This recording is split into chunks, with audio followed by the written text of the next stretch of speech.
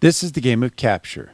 Capture is a one-on-one pure abstract strategy board game, which means there are no random variables such as dice, cards, or hidden pieces. Because of the unique playing system, I have created this demonstration to show how it is played.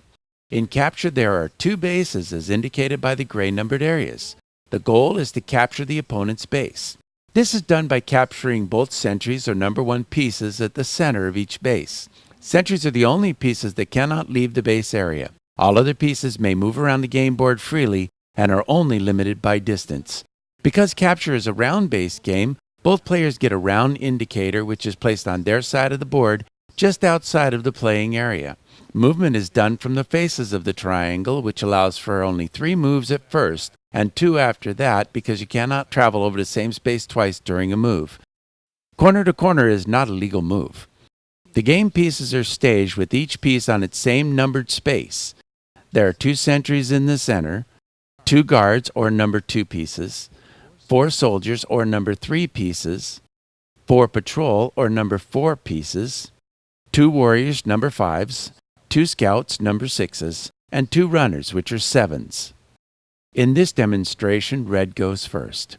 In this example, we start with the red 7 or runner on the left side of the base. Then we count out 7 spaces. I'm going to turn the game board to give it a more non-biased perspective. The red 7 makes its move and is then frozen. This is done by flipping over the piece. A yellow runner also moves 7 spaces and is frozen. The 2 players take turns moving their pieces, and once they are moved, the pieces are frozen. All of the pieces must move the amount of spaces indicated by their number, and they cannot jump over other pieces. Frozen pieces cannot move again until after all of the other pieces have been moved.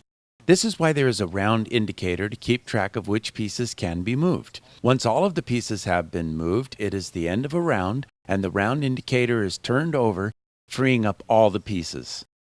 Here we show the red round indicator flipping over, signaling the end of a round, and yellow does the same. The players' rounds do not always end at the same time because it's determined by the amount of pieces they have left. A capture happens at the end of a round when a piece cannot move its designated amount of spaces. The play continues with the 2 players moving in turn. As you can see, the yellow 4 on the lower left is trapped and cannot move, so the player continues to move all of the other pieces. Having only 2 directions to go in after the first move is symbolic of a fork in the road. The yellow guard or number 2 piece next to the trapped number 4 can move, but the patrol cannot move 4.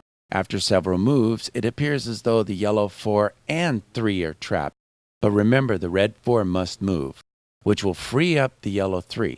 Therefore, the yellow 4 is captured and removed from the game board. This is how a piece gets captured.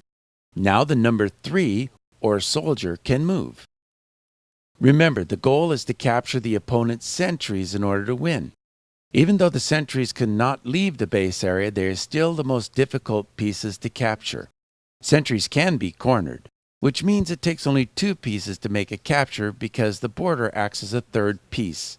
But make no mistake, you will discover that capturing a sentry is not that simple. I will end this demonstration here and encourage you to try the game. I sped up the gameplay on this demonstration for the sake of time. Most games take about 2 hours, so you might want to view it again. Good luck and have fun, and maybe you could even become a Capture champion.